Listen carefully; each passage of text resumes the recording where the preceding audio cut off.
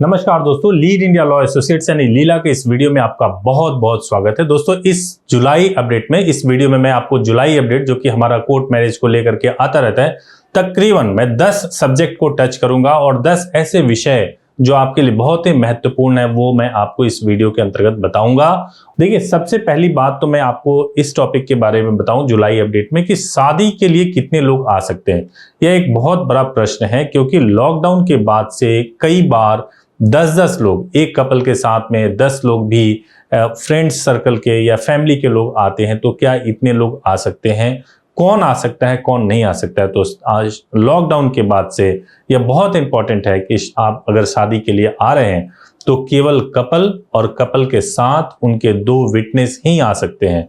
केवल कपल और कपल के साथ में 2 विटनेस आ सकते हैं। इससे ज्यादा लोगों के लिए अभी लॉकडाउन के समय में कोर्ट में या आर्य समाज में बिल्कुल भी अलाउड नहीं है और आप इतने लोग नहीं आ सकते हो।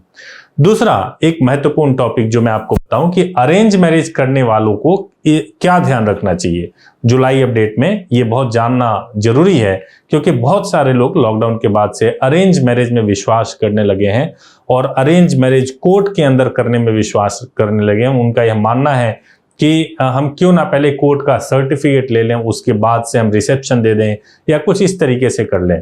तो हमारे पास में पहले इतने ज्यादा अरेंज मैरिज वाले पेरेंट्स नहीं आते थे, कपल नहीं आते थे, लेकिन अब मैंने देखा है कि अरेंज मैरिज वाले आ रहे हैं। सबसे पहली बात कि जो लोग भी अरेंज मैरिज कोर्ट में करना चाहते हैं, आर्य समाज मंदिर में शादी करना चाहते हैं और उसके बाद से कोर्ट में रजिस्टर्ड कराना चाहते हैं, तो आप सभी लोगों के लिए एक महत्वपूर्ण बात यह है कि आप ध्यान में रखिए कि जो कोर्ट में शादी होती है वहां पे किसी भी प्रकार के सेरेमनी को परफॉर्म नहीं कराया जाता है। सेरेमनी मतलब बड़े लार्ज स्केल पे कुछ नहीं होता है। बहुत सिंपल तरीके से आपकी आर्य समाज में शादी होती है। उसमें प्राथमिकता होती है कि अग्नि के समक्ष 7 फेरे लिए जाए। यही कानून के मुताबिक जरूरी होता है, हिंदू मैरिज एक्ट के मुताबिक जरूरी होता है और यही परफॉर्म कराया जाता है।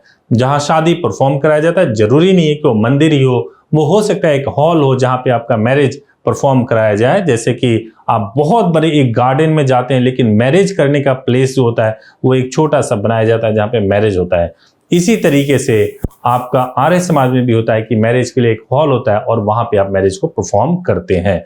तो अरेंज मैरिज करने वाले ऐसे पेरेंट्स या कपल जो कोर्ट आना चाहते हैं, आप ज्यादा लोग आ नहीं सकते और सेरेमनी बहुत कम होता है, आपको कोर्ट का सर्टिफिकेट मिलेगा, यही आपके लिए बेनिफिट है। और वो बैंड बाजा जो आप बजाते हैं, उस बैंड बाजा की जगह कोर्ट का सर्टिफिकेट और बहुत कम खर्चे में एक ऐसा विवाह, एक ऐसी शादी हो जाएगी जो आप नहीं तोड़ पाएंगे, जिसको कोई चैलेंज नहीं कर पाएगा। तो आप प्लीज इन बातों का ध्यान रखिए। एक और महत्वपूर्ण जो टॉपिक है कोर्ट मैरिज के लिए, जो लड़की की एज थी, इस पे बहुत लोगों के प्रश्न आ रहे हैं कि कोर्ट मैरिज करने के लिए लड़की की एज बढ़ी है या नहीं बढ़ी है। लड़की की एज को लेकर के काफी कंफ्यूजन था। जो कमेटी बनी थी वो कमेटी अभी भी बनी हुई है, लड़की की एज पे विचार कर रही है, लेकिन हाल फिलहाल में अभी कोई तुरंत फैसला आ जाए शादी की उम्र लड़की की क्या होनी चाहिए, इस पर कोई तुरंत फैसला आ जाए, ऐसा होता हुआ नहीं दिख रहा है। तो मुझे लगता है कि इसमें समय लगेगा। अभी लड़की की एज 18 ईयर्स होनी चाहिए और लड़के की एज 21 ईयर्स होनी चाहिए। ये बिल्कुल मतलब कंप्लीट होनी चाहिए। कई बार ये सवाल पूछते हैं कि लड़की की एज 18 रनिंग है या लड़के की एज 21 रनिंग है, तो इससे काम नहीं बनेगा। 18 कंप्लीट होना चाहिए, 21 कंप्लीट होना चाहिए, तो आप शादी के लिए एलिजिबल हैं। बाकी फैसला आपको करना है कि आपको इस एज में शादी करना है या इससे और आगे 4 साल 5 साल के बाद शादी करना है। ये पूरी तरह से आपके ऊपर निर्भर करता है। एक और महत्वपूर्ण चीज, बहुत सारे लोग, एक टॉपिक यह भी है जुलाई अपडेट में, बहुत सारे लोग क्रिश्चियन मैरिज के बारे में बात करते हैं, पूछते हैं कि क्रिश्चियन मैरिज कैसे होगा।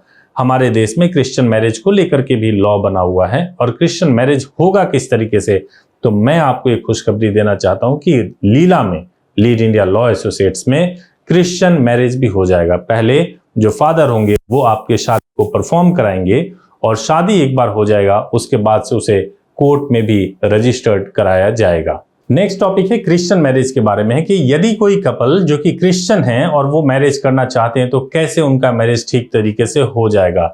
बहुत सारे जो क्रिश्चियन कपल हैं वो सोचते हैं कि उनके पास एक ही ऑप्शन है स्पेशल मैरिज एक्ट का, लेकिन उन्हें डर है कि स्पेशल मैरिज एक्ट में चूंकि नोटिस जाता है तो इससे उनको इस बात को लेकर बहुत परेशानी है कि यदि नोटिस जाता है तो फिर घर वालों को पता चलेगा, वो कैसे मैरिज को परफॉर्म करेंगे। तो इसलिए क्रिश्चियन मैरिज को लेकर के आपको यह जानकर खुशी होगी, मुझे बताते हुए खुशी हो रही है कि क्रिश्चियन मैरिज दिल्ली में भी, गाजियाबाद में भी और महाराष्ट्र में भी शुरू हो चुका है। और यदि आप करना चाहते हैं तो आपकी शादी पहले फादर परफॉर्म कराएंगे और उसके बाद से कोर्ट में रजिस्टर्ड करा दिया जाएगा, जिसका सर्टिफिकेट आपको मिलेगा। एक और महत्वपूर्ण प्रश्न जो पूछते हैं कपल्स की प्रोटेक्शन और इंटीमेशन के बारे में, प्रोटेक्शन के लिए जो इंटीमेशन और लीड इंडिया की पब्लिकेशन की सुविधा थी, क्या उसमें किसी भी प्रकार से फीस में या किसी चीज़ में चेंजेस आए हैं? तो मैं आपको यह बताऊं दोस्तों कि प्रोटेक्शन के लिए जो इंटीमेशन भेजने के चार्जेस हम 4500 ले रहे थे, अभी भी उतना ही ले रहे हैं। यह इसलिए भेजा जाता है ताकि पुलिस वाले आपके ऊपर यह आरोप ना लगा सकें कि आपने लड़की का अपहरण कर लिया, हमें सूचना नहीं दिया, आपने लड़की के साथ रेप किया। इस तरह के फेक एफआईआर आपके खिलाफ रजिस्टर्ड ना हो जाए। और पब्लिकेशन इसलिए कराते हैं ताकि आपको यह, जब पुलिस वाले के पास आप जाएं तो कॉन्फिडेंस के साथ बोलें कि मैंने शादी किया, फिर कोर्ट में रजिस्टर्ड कराया और उसको एक न्यूज़पेपर ने पब्लिश भी किया जो कि नेशनल न्यूज़पेपर है, और ये सब्सक्राइबर बेस्ड न्यूज़पेपर होने की वजह से पब्लिकली नहीं जाता है, तो इसलिए ये आपकी मैरिज डिस्क्लोज भी नहीं हो पाता है। तो ये सुविधा पहले की तरह अब भी चल रहा है। दिल्ली में पब्लिकेशन कॉम्प्लीमेंट्री है और यूपी में अगर आप मैरिज करते हैं तो वहाँ पे अलग से 3000 पे करना होता है। जब कभी भी बुकिंग कराएं तो इसके बारे में आप स्पेशली बात कर लें कि आपको लेना है या नहीं लेना है। जब ये सुविधा आप लेंगे तभी इसके चार्जेस लगते हैं, अदरवाइज नहीं लगते हैं। जुलाई के इस अपडेट में मैं आपको एक और महत्वपूर्ण बात बताऊंगा जो पंजाब के कपल्स के लिए। पंजाब से आने वाले कपल, कई बार ऐसा होता है कि वो ये सोचते हैं कि पंजाब से जो आ रहे हैं उनकी शादी क्या दिल्ली में आराम से हो सकती है। ज़्यादातर कपल जो कि पंजाब के हैं वो सबसे पहले चंडीगढ़ जाते हैं। उन्हें लगता है कि चंडीगढ़ में उनकी शादी हो जाएगी, लेकिन चंडीगढ़ में विडंबना यह है कि पहले उनकी शादी गुरुद्वारे में कराई जाती है और गुरुद्वारे में कराने के बाद से सीधे सीधे हाई कोर्ट से प्रोटेक्शन दिलाया जाता है और मैरिज सर्टिफिकेट मिल नहीं पाता है। मैरिज सर्टिफिकेट नहीं मिल पाने की वजह से ना ही वो स्पाउस वीज़ा के लिए कोई एप्लीकेशन दे पाते हैं, उनको फाइनली उनको मैरिज का रजिस्ट्रेशन कहीं और से कराना पड़ जाता है। तो आप बिल्कुल परेशान ना हो, अगर आप पंजाब के कपल हैं तो आप दिल्ली आ सकते हैं। आपकी शादी पहले हिंदू मैरिज एक्ट के मुताबिक आपकी आर्य समाज में होगी और जो भी सिख होते हैं वो हिंदू ही होते हैं।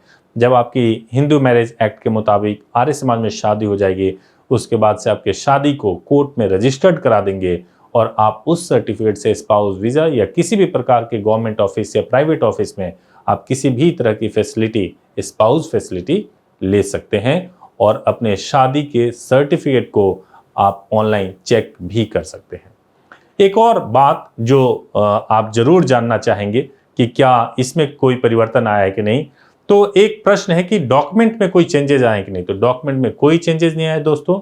जुलाई अपडेट में जरूर जान लीजिए कि जो पहले आपके डॉक्यूमेंट लगते थे कि आपके एज प्रूफ के लिए जो आपका 10th का मार्कशीट हो या बर्थ सर्टिफिकेट हो यह चाहिए, और आधार कार्ड होना चाहिए या कोई भी एक आईडी प्रूफ, यानी कि आपका आधार कार्ड और 10th की मार्कशीट हो या बर्थ सर्टिफिकेट हो या पासपोर्ट हो या ड्राइविंग लाइसेंस हो, साथ में एक आईडी प्रूफ, चाहे पैन कार्ड या वोटर आईडी। अब दो टॉपिक और मैं बताऊंगा आपको कि हेल्पलाइन नंबर क्या कोई चेंज हुआ है। हेल्पलाइन नंबर सेम है 8800444555, Monday to Saturday 10 AM to 6 PM। आप इस नंबर पे कॉल कर सकते हैं। कॉल करके आप हम लोगों से बात कर सकते हैं, बुकिंग करा सकते हैं और अपने सभी डिटेल्स को हमारी वेबसाइट dalila.in पर चेक भी कर सकते हैं। यह जरूर करें क्योंकि आपके फीस से लेकर के आपकी बुकिंग और सभी डिटेल्स उस वेबसाइट पे दी हुई होती है। आप अवश्य चेक करें, इससे आपको बहुत लाभ मिलेगा। एक और महाराष्ट्र वालों के लिए बहुत अच्छी खुशखबरी है।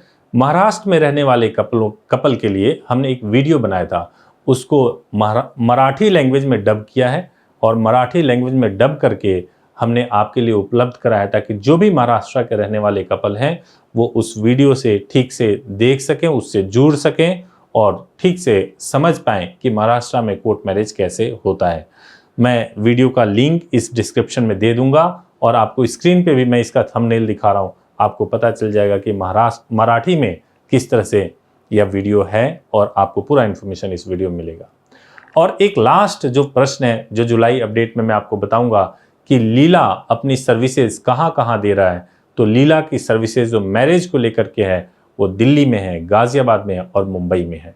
इसके अलावा जहाँ यहाँ पे हमारे एसोसिएट्स बहुत अच्छे तरीके से काम कर रहे हैं, बाकी जगह के जो एसोसिएट्स हैं इक्का दुक्का वहाँ पे काम होता है, बहुत विशेष नहीं है।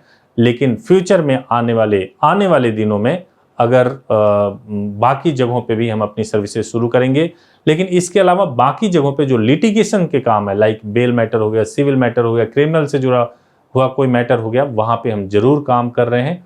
अगर आपको किसी भी तरह की समस्या किसी भी सिटी में हो रही हो तो आप हमारे हेल्पलाइन नंबर पे कॉल करिएगा, हम आपकी पूरी सहायता करेंगे। अगर आप इस वीडियो से संतुष्ट हों, अगर आपको लगे कि वीडियो हमने आपके उपयोग के हिसाब से, आपके ज़रूरत के हिसाब से बनाया है, तो ज़रूर इसको लाइक कीजिएगा। चैनल को ऐसे ही वीडियो देखने के लिए सब्सक्राइब कीजिएगा, बेल आइकन अवश्य प्रेस कीजिएगा। बहुत बहुत धन्यवाद।